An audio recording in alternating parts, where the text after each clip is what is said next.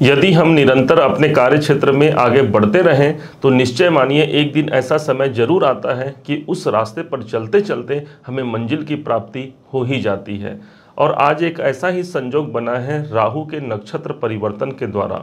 जानते हैं कि मेष राशि के जीवन में इस राहु का नक्षत्र परिवर्तन जो कि उत्तरा भाद्रपद नक्षत्र पर ये जा रहे हैं और पूरे के पूरे ये 8.5-9 महीने तक के ये यहीं पर संचरण करेंगे।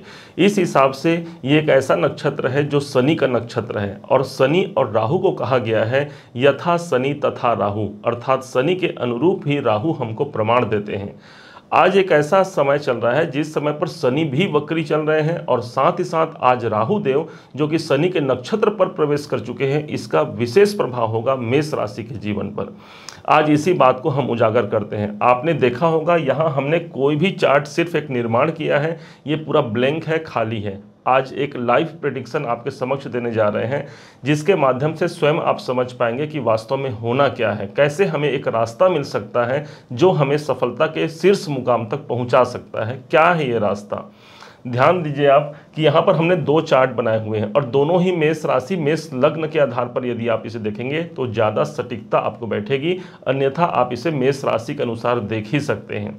यहाँ पर प्रथम जो चार्ट है इसमें हमने एक प्रेडिक्शन की पद्धति जो कि अभी नक्षत्र के अनुसार कौन सा आ रहा है और यहाँ पर नक्षत्र जिस राशि पर है उस राशि और नक्षत्र के प्रतिफल को यहाँ पर कंबाइन करके इसमें दिखाया गया है।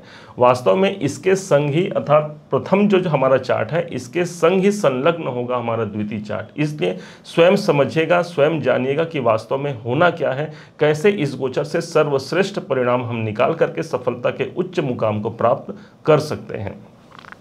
ध्यान दीजिएगा कि ये राहु जो नक्षत्र परिवर्तन करेंगे वो 8 जुलाई 2024 से लेकर के 16 मार्च 2025 तक रहेंगे। काफ़ी लंबा समय होता है। यूँ तो प्रत्येक दिन कोई न कोई ग्रह अपना मूवमेंट करता है, लेकिन जब बड़े अवधि की बात की जाए तो राहु केतु शनि अथवा हमारे देवगुरु बृहस्पति बनते हैं और आज राहु की बारी आई है। एक ऐसा राहु जिसके पास रास्ता है, एक ऐसा राहु जिसके पास दृढ़ संकल्प है किसी कार्य को पूर्ण करने का। समुद्र मंथन को आपने जाना होगा, जिस समय पर राहु को प्राप्त नहीं भी हो रहा था विष, लेकिन राहु ने किसी भी रूप में उस अमृत को प्राप्त कर लिया और शायद इसी कारण से राहु है तो रास्ता है। और यही रास्ता कौन सा खुल करके सामने आने वाला है आप स्वयं देख पाएंगे इस वीडियो के माध्यम से। समझते हैं मेष राशि के ठीक ये प्रथम नंबर हो गया और यहाँ से 2 3 4 5 6 7 8 9 10 11 और ये 12। आज देवगुरु बृहस्पति के घर पर जो कि मीन राशि है वहीं पर राहु देव का संचरण हो रहा है। हमने यहाँ पर राहु लिख दिया।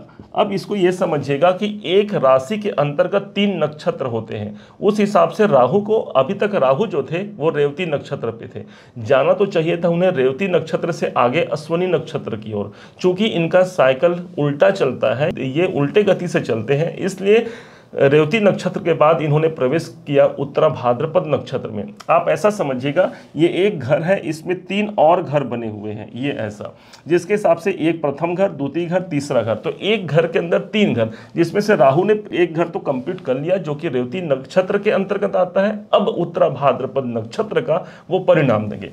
ये जो परिणाम देंगे ये वास्तव में उत्तरा भाद्रपद जो नक्षत्र होता है ये होता है शनि का नक्षत्र, जिसके कारण से शनि के अंडर में आकर के राहु रिजल्ट देंगे। हमने पहले ही कहा कि यथा शनि तथा राहु, अर्थात शनि जिस प्रकार से बिहेव करेंगे हमको रिजल्ट देंगे, उसी प्रकार से हमको राहु भी देंगे। अब इस समय पर एक चीज़ ध्यान देने की बात है, इस उत्तरा भाद्रपद नक्षत्र के जो स्वामी बनते हैं शनिदेव, इस शनिदेव के पास टोटल 27 नक्षत्रों में 3 नक्षत्र इनके अधीन आता है, जिसमें से प्रथम हो गया पुष्य नक्षत्र। देखिए ये सब इसलिए समझा रहे हैं क्योंकि इसका प्रेडिक्शन से बड़ा लेना देना है और आप स्वयं इसका आकलन कर पाते हैं। एक तो हो गया पुष्य नक्षत्र जो कि 4थी राशि को रूल करता है, दूसरा हो गया अनुराधा नक्षत्र जो 8वीं राशि को रूल करता है और इस हिसाब से जो अंतिम है उत्तरा भाद्रपद नक्षत्र ये 12वीं राशि को दिखाता है। इस हिसाब से आज 12वीं राशि पर राहु चल रहे हैं तो एक ट्राइन बन गया, एक त्रिकोण बन गया जिसको हम कहेंगे 12, 4 और 8 का एक ट्राइन बन गया।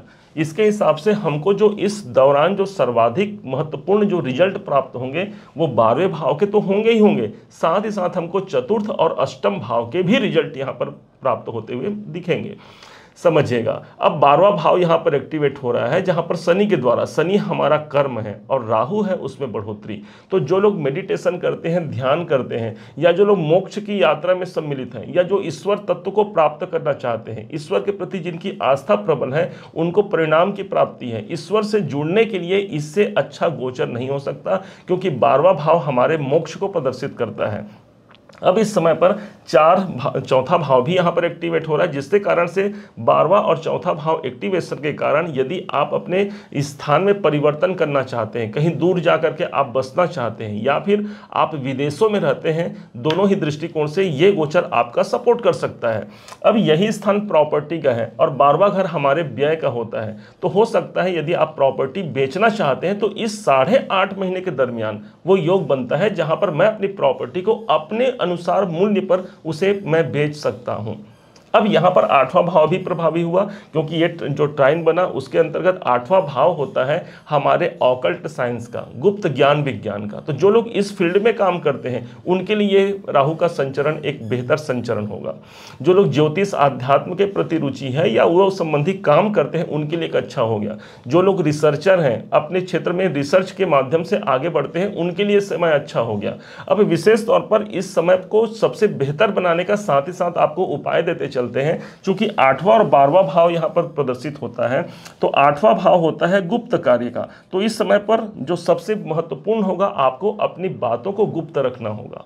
कोई काम आप करने जा रहे हैं तो कोशिश कीजिए अपनी बातों को आप गुप्त रख करके उस कार्य को कीजिए। निश्चय मानिए वहां से आपको सफलता होता है। हम करते क्या है, कुछ कार्य हम आगे बढ़ाए और जहां जहां ही हमको कुछ % सफलता प्राप्त होती, हम लोगों को बताना प्रारंभ कर देते हैं। और यहां पर यह नहीं कहा जाता, यहां कह रहा है कि 8वां भाव एक्टिवेट हो रहा है तो बातों को गुप्त रखिए। और ये 12वां घर जो होता है यही हमारे जीवन में बदलाव को दिखाता है, या फिर ये दान का स्थान है 12वां घर। तो इस समय पर अपने जीवन में जो बदलाव, जो चेंज चाहिए, उसके लिए हमें बातें सीक्रेट रखनी होगी और कोई भी गुप्त दान कर दीजिए।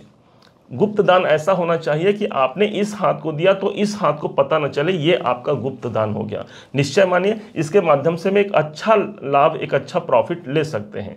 अब इसी को लेके चलते हैं अगले चार्ट पर, ध्यान समझिएगा।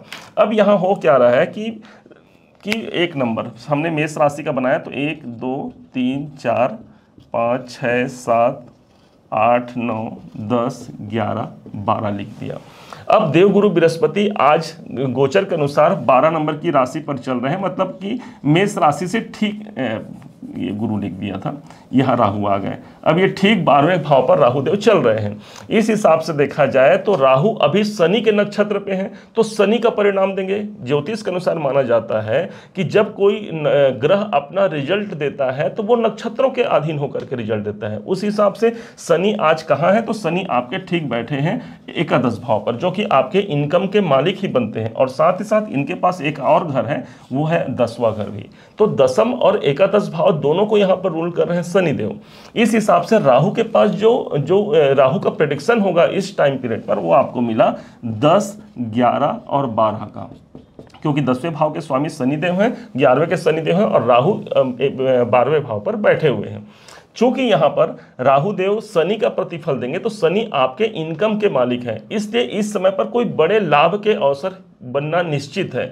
इस समय पर कोई ऐसे कार्य सिद्ध हो सकते हैं जिसकी आकांक्षा अपने लंबे समय से लेकर के आप चल रहे हैं, भाई कि मेरा ये कार्य कब सिद्ध होगा। तो यहाँ पर 8.5 महीने का आपको ये दरमियान मिलता है, एक समय मिलता है जहां पर कार्य की सिद्धि यहाँ पर पुष्ट होती है।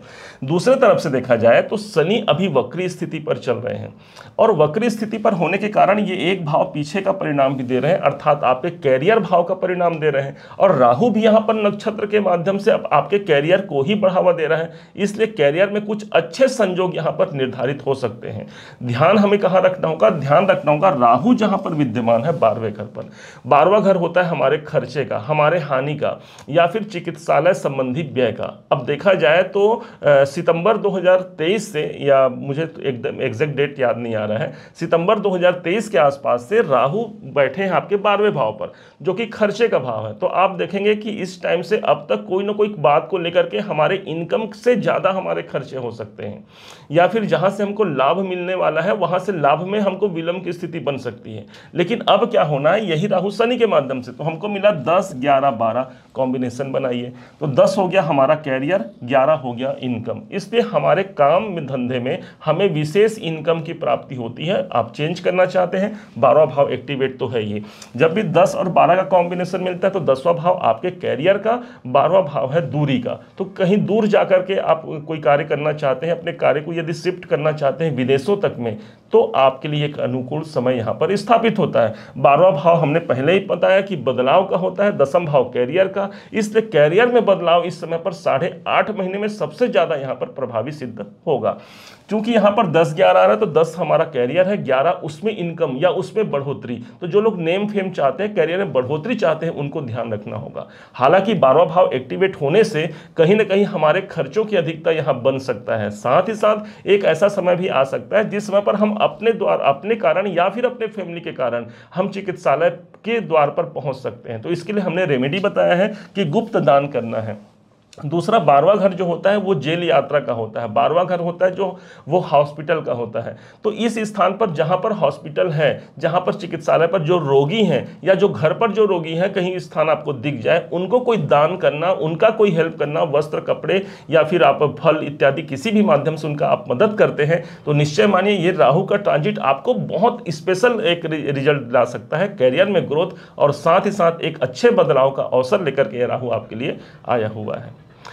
वीडियो को ज़्यादा लंबा नहीं करते हुए अब यही वीडियो को विराम देते हैं। उम्मीद है आप सबने इसे समझा है, आप सबने इसे जाना है। यदि आपने इसे समझा है, जाना है, मेरे समझाने का प्रयास यदि आपको सार्थक लगा हो, मेरे समझाने का तरीका यदि आपको सार्थक लगा हो, तो हर बार की भांति इस बार भी अपना प्यार भरा लाइक और कमेंट करना कभी मत भूलिएगा। बहुत मोटिवेशन मिलता है हमें कि हमने अच्छा कार्य किया है और आपने हमें प्रोत्साहित किया है। वास्तव में कहा जाए तो ये जो हम कार्य करते हैं इसका एक गुरु दक्षिणा आप मान सकते हैं। आपके लाइक और आपके जो कमेंट होते हैं ये हमको प्राप्त होते हैं।